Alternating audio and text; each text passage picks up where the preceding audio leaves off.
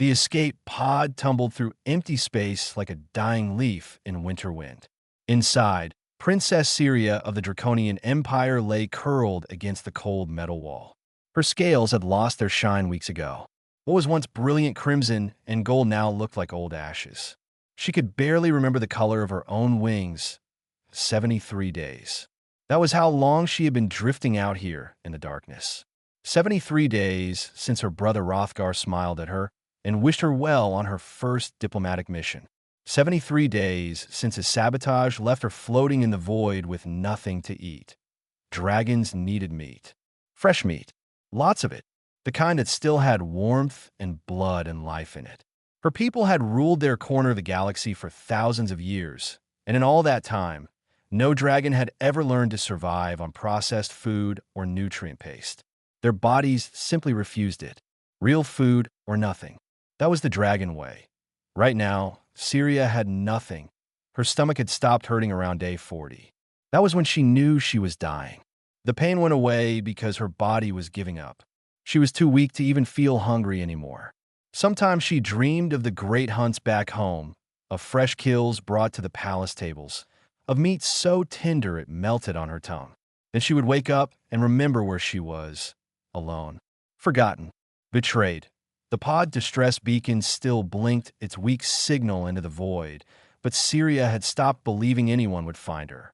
This far out in the outer rim, cargo haulers rarely traveled. Pirates sometimes, but they would just take whatever they could sell and leave her to finish dying. No one cared about one dragon princess. She closed her eyes and let the darkness come. David Walsh was running late on his supply delivery to New Haven Colony. His daughter Amy sat in the co-pilot seat of their cargo ship, the Wanderer, doing her homework on a datapad. She was 8 years old and took her education seriously, even when her classroom was the cockpit of a beat-up freighter. "Dad, what's that sound?" Amy looked up from her math problems. David listened. A soft beeping came from the communications panel. Distress beacon. Probably automated. Could be years old. Shouldn't we check? Amy put down her datapad. "Sweetheart, we're already behind schedule. The colony needs these supplies. But what if someone needs help?" David looked at his daughter. She had her mother's eyes, bright and full of hope. Rebecca would have insisted they check too. She always said you don't leave people behind, no matter what. "All right, let's take a quick look." He changed course toward the beacon. It took 20 minutes to find the source. A small escape pod drifted among the rocks of an asteroid field. Its markings were draconian imperial design. Expensive. Whoever was inside had money or power or both. "Can we dock with it?" Amy pressed her face against the viewport. "Yeah, but I don't know what we'll find. Stay behind me, okay?" David maneuvered the Wanderer close and extended the docking tube.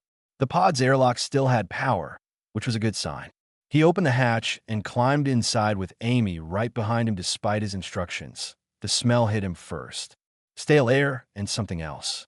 Sickness. Death waiting to happen. Then he saw her. The dragon was huge, even though she was curled up tight. 12 feet of scales and wings and claws. Her breathing was so shallow he almost thought she was already dead. But then her eyes opened just a crack. They were golden, like autumn leaves catching sunlight. "Please." The word came out as barely a whisper. "Food. Any food." Amy gasped. "Dad, she's starving." David had never seen a dragon up close. Most humans hadn't. The Draconian Empire kept to itself, proud and ancient and separate from the rest of the galaxy. But right now, this dragon just looked like someone who needed help. "Can you move?" David asked gently. "Not much. Too weak." "Okay, I'm going to carry you to my ship. We have food there." "Will not work. Dragons need fresh meat. Real meat. Processed food makes us sick." David's heart sank. He only had standard rations on board. Freeze-dried protein blocks and nutrient paste. Nothing fresh. But he couldn't just leave her here. "We'll figure something out. Come on." He picked her up as carefully as he could. She weighed less than she should have. He could feel her bones through her scales. Amy held the doors open as David carried the dragon princess through the docking tube and into the Wanderer's cargo hold. "Let me get you some water first, then we'll try the food we have." Syria drank a little water. Then David brought out some of their protein rations. The smell, made her stomach turn. She tried to eat anyway, forcing herself to chew and swallow. Her body rejected it immediately. She bent over and was sick on the cargo hold floor. "I am sorry," she whispered. "My body does not recognize this as food." Amy knelt beside her. "What do you need? Tell us, and we'll get it. Fresh meat. From a real animal. Not old, not frozen, not processed. But I understand this is impossible. You have been very kind to try. At least I will not die alone now." David checked his navigation charts. The nearest Draconian embassy was 3 weeks away. This dragon wouldn't last 3 more days. But the colony of New Haven was only 6 hours from here. They had farms there, livestock, hunters who went out for game. It would cost him time and money and favors he would have to call in. But he looked at Amy's worried face and thought about what Rebecca would do. "We're going to New Haven," he said. "I know some people there. We'll get you real food. Fresh meat. You're not dying today." Syria looked at him with those golden eyes. "Why would you do this for me? You owe me nothing." David thought about that. Nobody deserves to starve. And my daughter wants to help you. That's reason enough. Amy took the dragon's clawed hand in her small human one. "You're going to be okay. My dad is really good at fixing things." Syria felt something she had not felt in 73 days. Hope.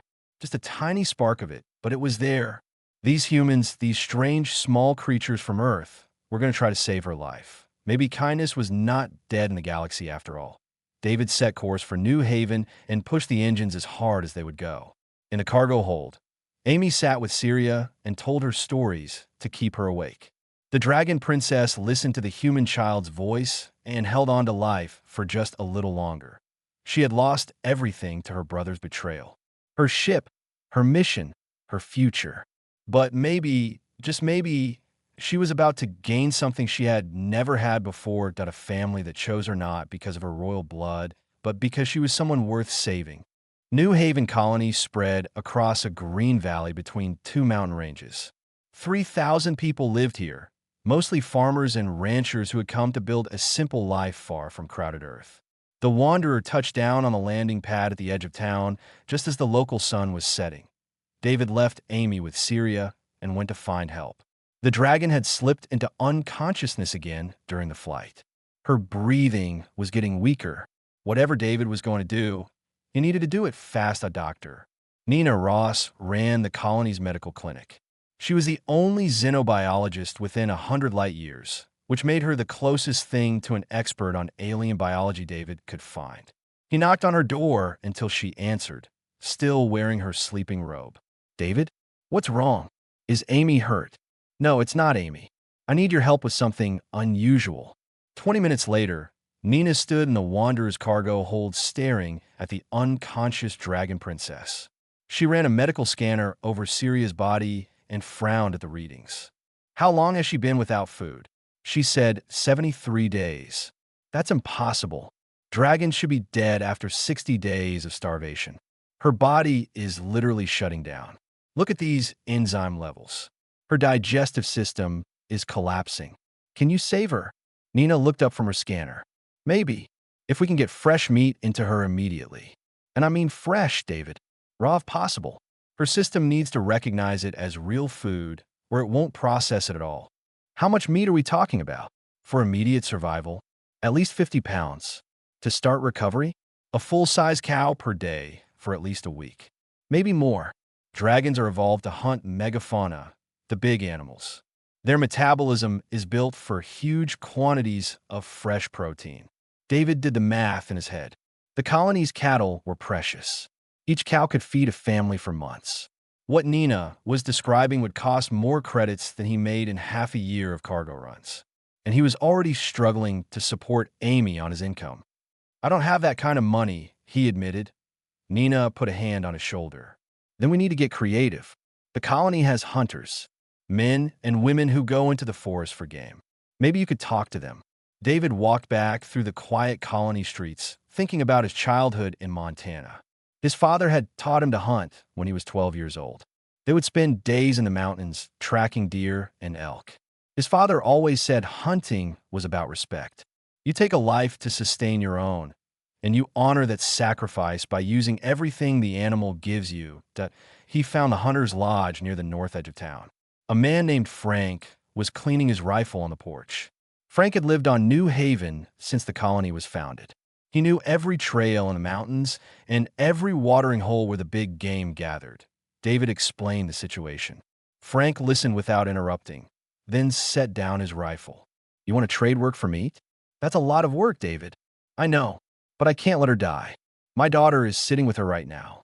Amy believes we can save her, and I need to prove that kindness isn't wasted in this galaxy." Frank studied David's face for a long moment.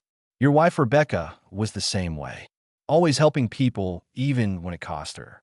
All right, you work for me and the other ranchers. We'll provide what you need, but you better be ready to earn it." "Thank you, Frank. I won't let you down. One more thing. I want to teach you proper field dressing again. If you're going to feed a dragon, you need to do it right. These creatures are old and proud. They respect tradition. My grandfather told me dragons have ceremonies around their hunts. You prepare the meat with care, or you insult them." David spent the rest of the night learning. Frank showed him how to dress game in the way dragons preferred. Quick, clean cuts, keeping the meat as fresh as possible. Certain portions prepared certain ways. It was like learning a whole new language, but it made sense. If food was sacred to dragons, then the preparation mattered just as much as the hunt itself. Just before dawn, David went into the forest with Frank's rifle. He moved quietly through the trees like his father had taught him. The morning mist hung low between the branches. Birds were starting to wake up and sing. He found his target near a stream. A bramble elk, the local version of earth deer, but bigger. It weighed at least 200 pounds. David took a breath, aimed, and fired once. The animal dropped instantly. A clean kill with no suffering. David Field dressed the elk right there by the stream. He worked carefully, following everything Frank had taught him. Each cut was deliberate. Each portion was handled with respect. This animal gave its life so Syria could live. That meant something that he brought the meat back to the wanderer and laid it out in the galley. The portions were still warm, fresh as it was possible to get. Then he went to the cargo hold where Amy was still reading stories to the unconscious dragon. "Is she going to be okay?" Amy asked quietly. "I hope so, sweetheart. I brought food. Real food." The smell of fresh blood reached Syria, even through her unconsciousness. Something ancient and instinctive woke up inside her. Her eyes opened. Her nostrils flared. For the first time in 73 days, her body recognized food. She crawled slowly to the galley. Every movement hurt, but she forced herself forward. David waited there with the prepared meat laid out on clean surfaces. He had done this right. She could see that even in her weakened state. This human had honored the kill. "Eat slowly," David said. "Your system is fragile right now." Syria took the first piece of meat and bit down. The taste exploded in her mouth. Rich, warm, real. Her body almost wept with relief. She ate another piece, then another. Not fast, not desperate, but steady and deliberate. With each bite, she could feel strength returning. Just a little, just enough. The color started coming back to her scales at the edges. The gold began to shimmer faintly in the light. Amy watched with wide eyes. "Look, Dad, she's getting prettier." Syria ate until her stomach told her to stop. It was not enough to fill her, but it was enough to start healing. She looked at David with clear eyes for the first time since they met. "You hunted this yourself?" "Yes, and prepared it in the traditional way. A friend taught me. I hope I did it right." Syria felt tears forming. No one outside her species had ever cared enough to learn their ways. This human, this stranger, had gone into the forest and brought back life for her. He had honored her people's traditions without being asked. "Why?" she asked. "Why do all this?" David glanced at Amy, then back at Syria. "Because my daughter believes in helping people, and because nobody should die alone and starving. It's not right. Your daughter is wise. She gets that from her mother." Syria nodded slowly. She understood loss when she heard it in someone's voice. This human carried grief too. Maybe that was why he understood her pain so well. "I am in your debt, David Walsh. By the laws of my people, you have created a bond between us. You are my hunter now, my provider. That is a sacred role. I'm just a dad trying to do the right thing. You are more than that. You have given me hope when I had none. You have shown me that kindness exists beyond my own kind. I will not forget this." David cleaned up the galley while Syria rested. Amy curled up next to the dragon princess, and Syria wrapped one wing around the small human child to keep her warm. For the first time in 73 days, Syria fell asleep without dreaming of death. She dreamed instead of a human who hunted for her, and a child who sat with her in the darkness, and the strange new family that was forming around shared meals and simple kindness. 1 week passed on New Haven, and Syria grew stronger with each day. David hunted every morning and evening, bringing back fresh game that he prepared with increasing skill. The dragon princess watched him work and taught him the finer points of draconian food culture. Which cuts meant honor, which meant friendship, which meant family. Amy spent her afternoons with Syria while David worked off his debt to the colony. The little girl asked endless questions about dragon life, about the Empire, about flying through space on ships made of crystal and metal. Syria answered every question with patience, finding joy in the child's curiosity. The colony became used to seeing the dragon princess resting near the wanderer. Some people were nervous at first, but Syria was always polite and careful. She never used her flame near the buildings. She kept her claws retracted around the children who came to stare. Slowly, fear turned to acceptance, but not everyone was happy about the arrangement. Garrett arrived on the 8th day. He was a bounty hunter, the kind who asked questions later and collected payment first. His ship was sleek and expensive, covered in weapons and scanning equipment. He landed right in the middle of the colony square like he owned the place. David was in the forest when it happened. Amy and Syria were alone on the Wanderer. Garrett knew the law. He could not just take the dragon princess without proper cause. So he went to the colonial magistrate, a tough woman named Ruth who ran the local government. He showed her his contract, official Draconian Empire documentation. Prince Hrothgar was offering a bounty of 5 million credits for his sister's return. The charge was treason. Ruth studied the papers carefully. They looked legitimate. The seals were correct. The signatures matched the imperial database. According to Draconian law, Hrothgar had the right to pursue his sister for crimes against the Empire. "Where is she?" Garrett asked. "The landing field. But I want to talk to her first before you take anyone." They walked to the Wanderer together. Amy saw them coming and ran inside to warn Syria. The dragon princess pulled herself to her feet. She was much stronger now, her scales bright again, her eyes clear. But she was still not at full health. Another week of David's care, and she would be ready for anything. Right now, she could barely breathe fire. Ruth climbed into the cargo hold with Garrett behind her. She looked at Syria with a neutral expression. "Princess Syria of the Draconian Empire. Yes, this man has a legal bounty contract for your arrest on charges of treason. Do you have anything to say?" Syria looked at Garrett and felt old anger rising in her chest. This hunter cared nothing for truth or justice. He only cared about credits. But what could she do? She had no proof of Hrothgar's betrayal. No weaknesses. No evidence. Just her word against official documents. "The charges are false. My brother tried to kill me because he saw me as a threat to his power. He sabotaged my ship and left me to die. Ikumita notrasun. Can you prove that?" Ruth asked. "No. My ship is still drifting in space where he abandoned me. The flight recorder would show the sabotage, but I cannot reach it from here." Garrett smiled. "Sounds like a convenient story. The law is clear. You're coming with me." "Wait." Amy stepped between them. "You can't just take her. She's innocent. Kid, this is grown-up business. Move aside." "No. Syria is my friend. She's part of our family." Garrett reached for his stun weapon. That was when Syria moved. She positioned herself between the bounty hunter and Amy, her body tense and ready to spite her weakness. A thin stream of smoke came from her nostrils. "You will not touch the child. Are you threatening me? That's assault on a licensed bounty hunter. I can add that to your charges." Ruth held up her hand. Everyone calmed down. Garrett put the weapon away. "Princess Syria, I need you to step back. Amy, go find your father. But dash now, child."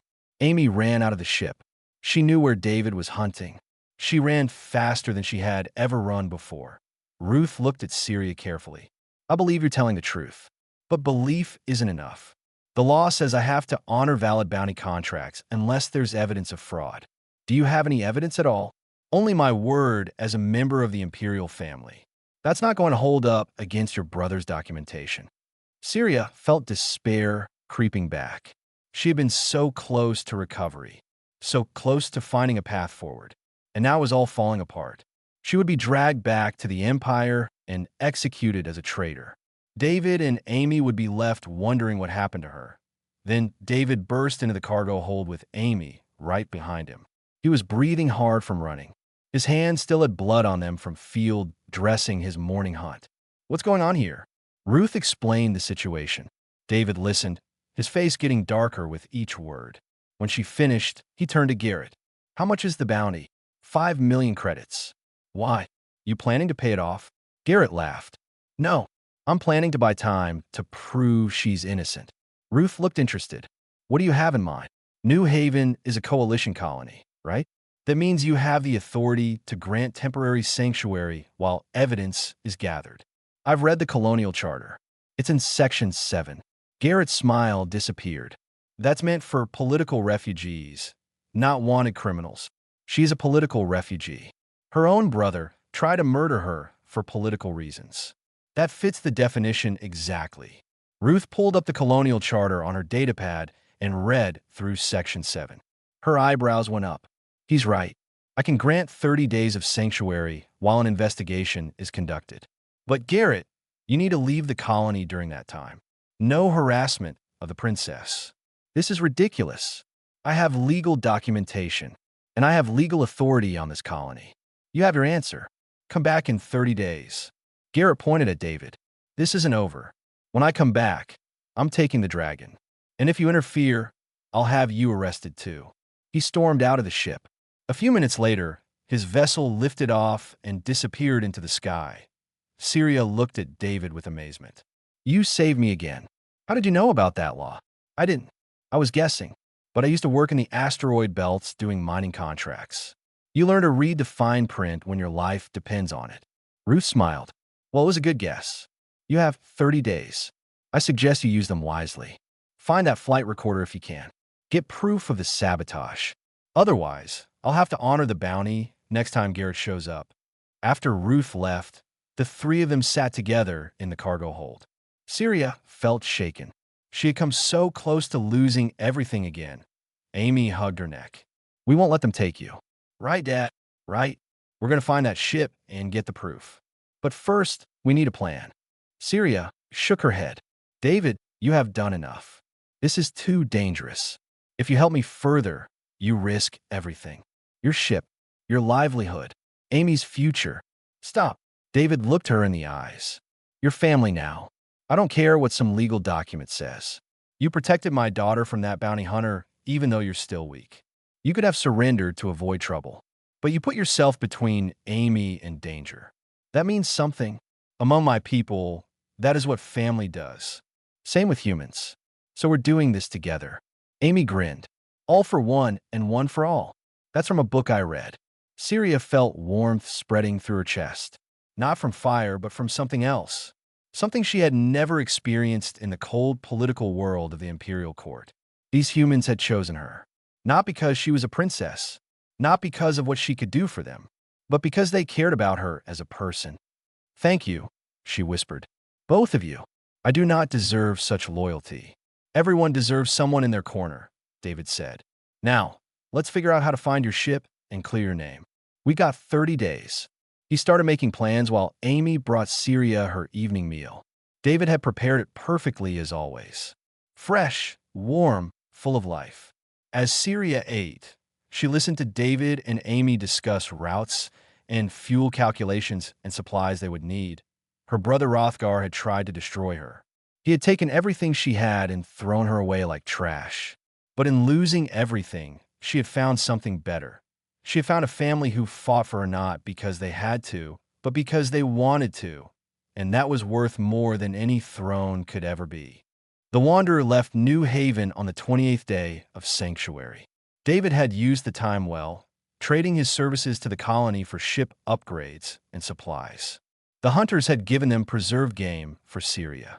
Dr. Nina Ross had provided medical equipment. The whole community had pitched in to help, moved by Amy's faith and David's determination. Now they were heading back into deep space, chasing coordinates to a place Syria barely remembered. Her old ship would still be drifting there, a ghost in the void holding the evidence that could save her life. Amy sat in the co-pilot's seat, studying star charts that Syria had taught her to read.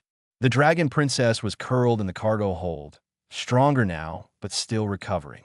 David was at the controls, pushing the Wanderer through a region of space that honest people avoided. "Dad, are we really going to find it?" Amy asked quietly. "I hope so, sweetheart. What if Garrett finds us first?" David did not have a good answer for that. The bounty hunter would be tracking them. 5 million credits was enough motivation to follow them anywhere. And Garrett had a faster ship with better weapons. If it came to a fight, the Wanderer would lose. "We'll be careful," he said finally. "And we have something Garrett doesn't." "What's that?" "We're fighting for someone we love. That makes us dangerous." The first week of travel passed without incident. They stopped at small outposts to refuel. David hunted on planets with breathable atmospheres, keeping Syria fed and healthy. Each night, the three of them ate together in the galley. It had become their ritual, a family dinner among the stars. Syria taught Amy more of the Draconian language. She told stories of her home world, of cities that floated above ruby-red plains, of hunts that lasted for days across vast territories. Amy listened with wide eyes and asked questions that made Syria think about her culture in new ways. "Why do dragons only eat fresh meat?" Amy asked one evening. "It is how we evolved. Our ancestors hunted the great beasts of our world, animals larger than your houses. Our bodies adapted to process massive amounts of fresh protein. Over millions of years, we lost the ability to digest anything else. But that seems hard. What if you can't find fresh food? Then we die. It is a weakness in some ways. We are dependent on the hunt, but it is also what makes us strong. Every meal is earned. Every kill is honored. We do not take life lightly." David spoke up from where he was cleaning their evening dishes. "Humans used to be the same way. We hunted for thousands of years before we learned farming. My dad used to say that hunting teaches respect. You look an animal in the eye, and you understand what it means to take a life. Your father was wise," Sirius said. "He was. He taught me that providing food for your family is one of the most important things you can do. It's not just about filling stomachs. It's about showing you care enough to do the hard work." Syria looked at David with new understanding. This was why he was so good at preparing her meals. He did not see it as a chore. He saw it as an act of love. Every hunt, every careful cut of meat, every portion served was him saying that she mattered. That on the 10th day, their sensors picked up a ship following them. David checked the signature. It was Garrett, and he had brought friends. For other vessels flew in formation behind him. Mercenaries, probably. Hired guns who did not care about right or wrong, only about getting paid. "They found us," David said calmly. Syria came to the cockpit. "You should leave me at the nearest station. I will not let you die for me." "Not happening. We're almost there. Another 4 days to your ship's coordinates. We can make it." "David, look at their weapons. We cannot fight 5 ships. Then we won't fight. We'll run." He changed course toward an asteroid field, the kind of dense rock cluster that made navigation dangerous. The Wanderer was built for rough work. It could take hits that would crack open a sleeker vessel. David had spent years hauling cargo through the asteroid belts near Earth. He knew how to fly through debris. Garrett's voice came over the communications channel. "Give up the dragon, and I'll let you go. This is your last chance. Go jump in a black hole," David replied, and cut the transmission. But he pushed the Wanderer into the asteroid field at full speed. Rocks tumbled past the viewports like deadly snowflakes. Syria gripped her seat with claws that could cut through metal. Amy held on tight and trusted her father to get them through. David flew like he was born to it. He threaded through gaps that looked too small. He used the ship's maneuvering thrusters to spin around obstacles at the last second. Behind them, Garrett's ships followed, but they were having trouble. One of the mercenary vessels clipped a rock and had to fall back with damaged engines. The chase went on for 2 hours. David's hands never stopped moving on the controls. His eyes tracked multiple trajectories at once, calculating paths through the chaos. This was what Earth had taught humanity: how to survive in impossible places, how to adapt and overcome. Another mercenary ship got too confident and took a direct hit from a spinning boulder. Its shields collapsed, and it limped away from the fight. Now, there were only 3 ships chasing them. David saw his chance. A narrow canyon ran through one of the larger asteroids, barely wide enough for the Wanderer. He dove into it without hesitation. The walls blurred past on both sides, so close that Amy could see the texture of the rock. Garrett tried to follow, but his ship was bigger. It scraped against the canyon walls and had to pull back. David emerged on the other side of the asteroid and immediately jumped to faster-than-light speed. They had escaped in the cargo hold. Syria released the breath she had been holding. That was incredible flying. That was terrifying, Amy corrected. But also really cool, Dad. David allowed himself a small smile. We bought ourselves some time. Garrett will regroup and track us again, but we have a few days head start now. You risked your life to protect me, Sirius said softly. Again, your family. That's what family does. 3 days later, they reached the coordinates. Sirius's old ship floated in the darkness exactly where Hrothgar had left it. The diplomatic cruiser was beautiful even in death. Draconian design was all curves and elegance, built to impress as much as to travel. David suited up for a spacewalk. Syria wanted to come, but her environmental suit had been destroyed. She would have to wait on the Wanderer while David retrieved the flight recorder. Be careful, she told him. The ship may be unstable. I will. Amy, you monitor the sensors. If any ships approach, you warn me immediately. Got it, Dad. David crossed the empty space between the 2 vessels. The diplomatic cruiser's airlock still had emergency power. He cycled through and entered the dead ship. The interior was haunting. Everything was preserved exactly as it had been when the ship died. Coffee cups still sat on tables in the mess hall. Personal items floated in zero gravity. This had been Syria's home, and Hrothgar had destroyed it without mercy. David made his way to the bridge. The flight recorder was in a reinforced compartment behind the pilot station. He pulled it free and was about to leave when Amy's voice crackled in his helmet. Dad, 3 ships just dropped out of hyperspace. It's Garrett. David cursed and ran for the airlock. But he was too slow. Garrett's ship positioned itself between the Wanderer and the diplomatic cruiser, cutting off his escape route. Garrett's voice came over the radio. Game over, Walsh. Hand over the recorder and the dragon. Do it now, or I'll start shooting at your daughter's ship. David looked at the flight recorder in his hands. This small device held the proof of Syria's innocence. But if Garrett destroyed the Wanderer, Amy would die. There was no choice. Don't shoot. I'm coming out. He crossed back to the Wanderer slowly. Garrett's mercenaries were already boarding the ship. David could hear Amy crying over the radio as they took Syria into custody. But David was not done fighting yet. He had the flight recorder hidden in his suit. Garrett might have captured Syria, but David still had the evidence. And he was going to find a way to use it, even if it meant going up against the entire Draconian Empire alone. Garrett's mercenaries locked Syria in a containment cell on their ship. Heavy chains wrapped around her wings and legs. She could barely move, and the metal was cold against her scales. Through the wall, she could hear Amy crying in another cell. David was somewhere else on the ship, probably being questioned. Syria closed her eyes and felt the familiar weight of despair. She had been so close to freedom, so close to proving her innocence. Now Hrothgar would get what he wanted. She would be dragged back to the Empire and executed as a traitor. David and Amy would be released, but they would carry the guilt of her death for the rest of their lives. She had brought them nothing but trouble. Hours passed. Then the cell door opened, and Garrett stepped inside. He looked pleased with himself. Comfortable, princess. Where are David and Amy? Safe. For now. I don't hurt kids, and the man hasn't done anything except be stupid. They'll be dropped at the nearest station when I collect my bounty. Let me see them. Please. No. You just try something noble and get everyone killed. Here's what's going to happen. We're taking you to Crossroads Station where your brother's representatives are waiting.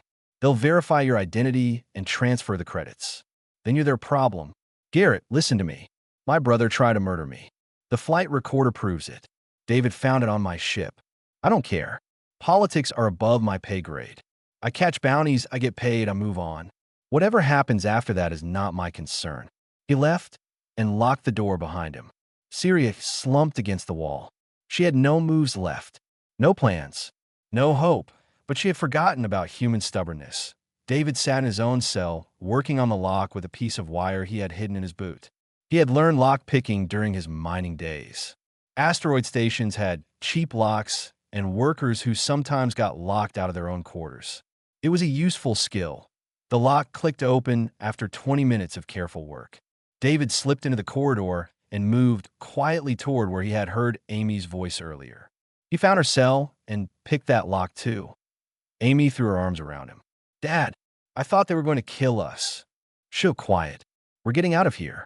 And we're taking Syria with us. How? I still have the flight recorder. And I have a plan. But I need you to be very brave. Can you do that? Amy nodded. David found Syria's cell 2 doors down. She looked up in shock when he opened the door. David? How did you escape? Misspent youth. Can you fly in those chains? No, they're too heavy. Then we'll have to take them off. Hold still. David examined the locks on the chains. They were electronic, which meant he could not pick them. But he had noticed something during the spacewalk earlier. The containment cells used a different power system than the rest of the ship. If he could trigger an overload, it might disrupt the locks that he found the power junction and started crossing wires. Syria vachid nervosely. Amy kept watch at the door. Sparks flew from a junction box. Then all the lights went out. In the darkness, the electronic locks on Syria's chains clicked open. The metal fell away, and she stretched her wings for the first time in days. Now what? She asked. Now we get to the Wanderer and get out of here. Before they fix the power. They ran through the dark corridors. Emergency lighting flickered on, giving them just enough visibility to navigate. Behind them, David could hear Garrett shouting orders. The mercenaries were scrambling to restore power and find the escaped prisoners. They reached the docking bay where the Wanderer was held. 2 guards stood by the door, but Syria took care of them. She was fully healed now and angry. A burst of flame sent them running for cover. David sealed the door behind them and ran for his ship. Amy was already climbing into the co-pilot's seat. Syria squeezed into the cargo hold. David fired up the engines without waiting for clearance. Garrett to Wanderer. Stand down immediately, or I will open fire. David did not respond. He punched the engines to full power and ripped free from the docking clamps. Garrett's ship was not designed for fast launch. By the time they got their weapons online, the Wanderer was already accelerating away. But they were not safe yet. Garrett's allies were still out there, and they knew where David was heading. Crossroads Station was the nearest place to get help. The Coalition embassy there could provide protection if David could prove Syria's innocence. The race was on. David flew like a demon, squeezing every bit of speed from the old cargo hauler. Behind them, 3 ships gave chase. Syria came to the cockpit and looked at the sensor display. They will catch us before we reach the station. I know. I'm going to broadcast the flight recorder data on all emergency channels. Even if they catch us, the truth will be out there. Rothgar will claim the data is fake. Maybe, but it's a start. People will ask questions. Investigate. You'll at least have a chance. Syria put her clawed hand on David's shoulder. You have given me far more than a chance. You have given me hope and family and a reason to keep fighting. Whatever happens, I want you to know that. We're not done fighting yet. David activated the emergency broadcast and started transmitting the flight recorder data. Every ship in range would receive it. Every station, every relay, every monitoring post. The information would spread across the galaxy faster than Rothgar could contain it. The data showed everything. The sabotage to Syria's ship, the disabled life support, the emergency pods that had been rigged to fail. And most damning of all, it showed Rothgar's personal access codes being used to override the safety systems. Syria watched the data streaming out and felt tears on her face. Her brother's treachery was now public knowledge. He could not hide anymore. Then Garrett's voice came over the radio, and he sounded different, uncertain. "Walsh, I just saw the data. Is that real?" Every word. "Rothgar tried to murder his sister. That changes things. I don't work for murderers.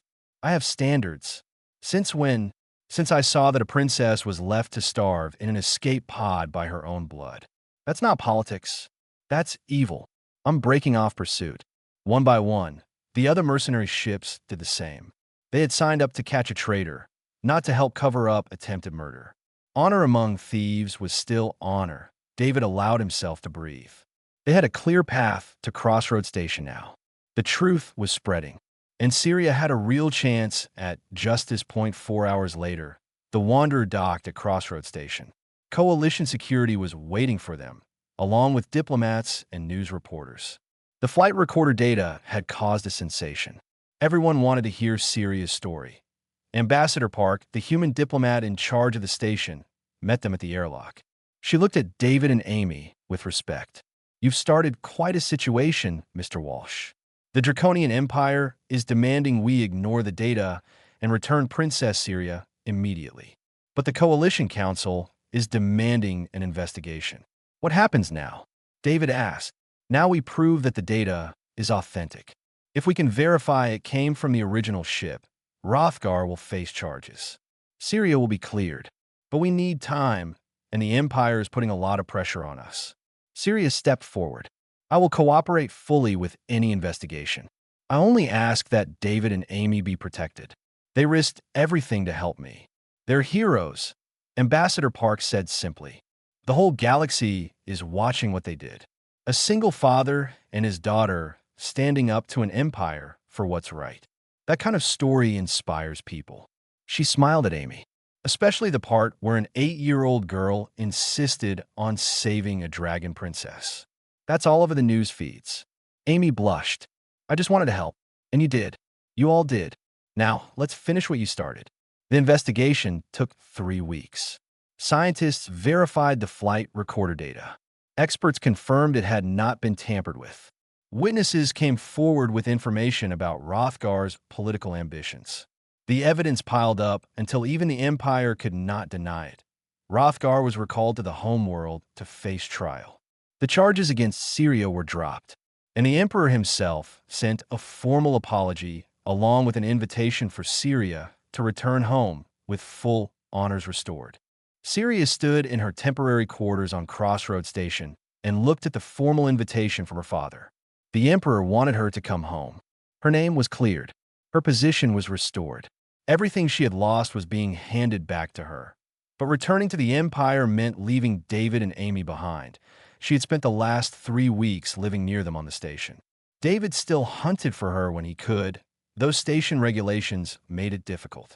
Mostly he prepared meals from imported meat, and it was never quite as good as the fresh kills from New Haven. But he tried, and that was what mattered. Amy had been attending the station school, making friends with alien children from a dozen different species. She was teaching them human games and learning their customs in return. Syria often joined these play sessions, enjoying the simple joy of watching younglings be happy. They had become a family in the truest sense, not bound by blood or species, but by choice and love and shared struggles. Now Syria had to choose: return to her royal life, or stay with the humans who had saved her. David found her staring out the viewport at the stars. He carried 2 cups of hot tea, a human tradition he had introduced her to. Dragons did not normally drink hot beverages, but Syria had learned to appreciate the ritual of sitting together and talking. "Thinking about home?" he asked. "Thinking about what home means. I grew up in the Imperial Palace, but I was never happy there. Too much politics. Too many people who wanted things from me. I was a chess piece, not a person. And now I'm just Syria, not a princess, not a political tool, just someone who eats meals with people who care about her. It is strange how much better that feels." David sat beside her. "You know, Amy and I will support whatever you decide. If you want to go back, we understand. Do you want me to go back? I want you to be happy. If that means being a princess again, then yes. If it means staying here and figuring out a new life, then yes to that too. Syria sipped her tea. What would you do? If you were me, David thought about it carefully. I think I would ask myself what good I could do. You have the chance to influence an entire empire now. You could change how dragons see other species. You could build bridges that have never existed before. That's important work. But I would be alone again. Would you? The Emperor invited you to bring guests. As many as you want. Syria looked at him sharply. You would come with me? To the draconian homeworld, if you wanted us to. Amy loves learning about different cultures. And I've gotten pretty good at preparing dragon food. I bet I could learn even more from the Imperial hunters. David, you would be giving up your freedom, your ship, your independence. I'd be choosing a new adventure with people I care about. That's not giving up anything. That's gaining something better. Amy burst into the room at that moment, excited about something she had learned in school. She stopped when she saw their serious faces. What's wrong? Is Syria leaving? Syria opened her arms, and Amy ran into them. The small human child fit perfectly against the dragon's chest, like they were designed to be together. I am thinking about going home, Syria admitted. Back to the Empire. But I do not want to leave you and your father behind. Then don't. We'll come with you. It is not that simple, little one. The Empire is very different from human worlds. The politics are dangerous. You would be far from everything you know. Amy looked up at her with absolute certainty. You're my family. Families stick together. That's what Dad always says. David smiled. She's right. We're a package deal now. Where one of us goes, we all go. Syria felt her heart swelling. In draconian culture, there was a ceremony for this. When someone was formally adopted into a clan, they shared a hunt and a feast. The ritual bound them together as tightly as blood. Then we should do this properly. I wish to adopt you both into Clan Volth. It is a formal process with witnesses and vows. Are you willing? What does it mean? Amy asked. It means you become part of my family in the eyes of dragon law. You would be nobles of the Empire with all the rights and protections that brings. But more than that, it means we're bound together. Your enemies are my enemies. Your joys are my joys. We face everything as one. David looked at Amy. What do you think, sweetheart? I think Syria has been part of our family since Dad cooked her that first meal. We might as well make it official. The ceremony was held 2 days later. Ambassador Park arranged for it to be broadcast across the galaxy. Billions of beings watched as Princess Syria of the Draconian Empire formally adopted a human cargo hauler and his 8-year-old daughter into her clan. Syria spoke the ancient words in her native tongue. David and Amy repeated them as best they could. Then came the feast. David had hunted for 3 days on a nearby habitable moon, bringing back the finest game he could find. He prepared it in full draconian ceremonial style, with every cut and portion following traditions thousands of years old. They ate together while the galaxy watched. A dragon princess, a human father, and a child who believed in helping people. 3 beings who should never have met, now bound together as family. The Emperor himself sent a message of congratulations. He also confirmed that David would be granted the title of Royal Hunter, the first non-dragon to ever hold the position. Amy would be enrolled in the Imperial Academy as a student of diplomacy. 3 months later, the Wanderer approached the draconian homeworld. Sirius sat in the cockpit with David and Amy, watching her home planet grow larger in the viewport. The world was beautiful. Ruby-red plains stretched between crystal mountains. Cities floated on anti-gravity platforms, catching the light of twin suns. Nervous? David asked. Terrified, Syria admitted. I have not been home in almost a year. Everything will be different now. You're different now. Stronger. You have people in your corner. They landed at the Imperial spaceport to a formal reception. The Emperor waited with his full court. Thousands of dragons watched as Syria descended from the Wanderer with her human family beside her. Her father embraced her, tears in his ancient eyes. He whispered that he was proud of her strength, proud of her choices. Then he turned to David and Amy. You saved my daughter's life. You gave her hope when she had none. The Empire owes you a debt that can never be repaid. David bowed respectfully. We just did what anyone should do. Nobody deserves to starve alone. The Emperor smiled. Perhaps. but very few beings would actually do it. You crossed the galaxy to prove her innocence. You risked everything for someone you barely knew. That is the definition of heroism. Amy tugged on the Emperor's robe.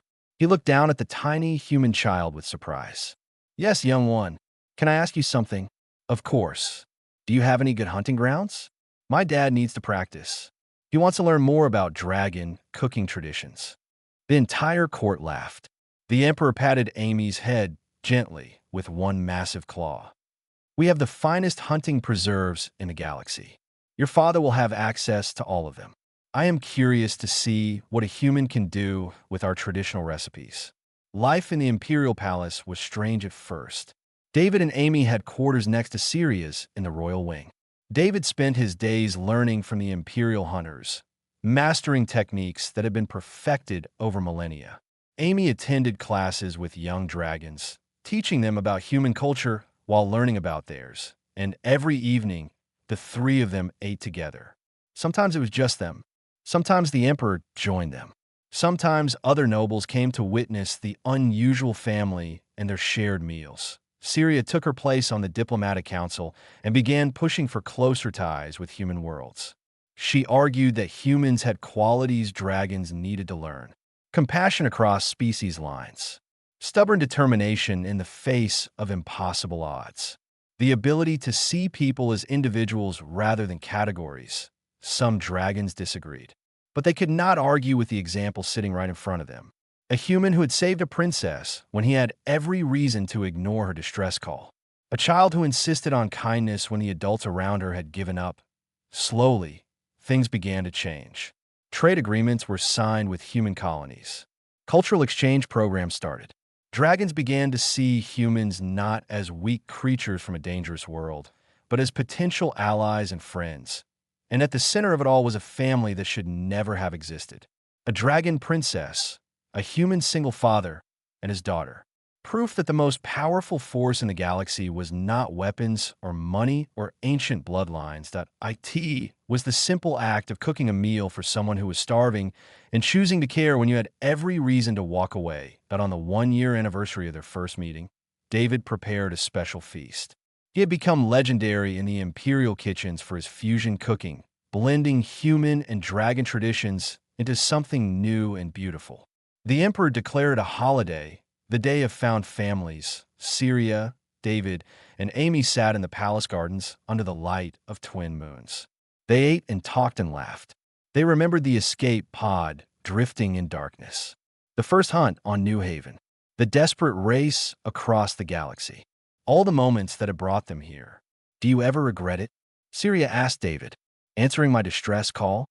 David looked at his daughter, happy and thriving in a world of dragons. He looked at Syria, healthy and strong, and using her position to make the galaxy better. He thought about his simple life as a cargo hauler and how empty it had been. Not for a second. You gave us purpose, a family bigger than ourselves, a chance to make a real difference. I was the one who was saved. We all save each other, Amy said wisely. That's what families do. They raise their cups in a toast. To found families, to second chances, to the kindness of strangers who became the most important people in your life. And somewhere in the Imperial kitchens, young dragon chefs were learning to hunt and prepare food the way David had taught them.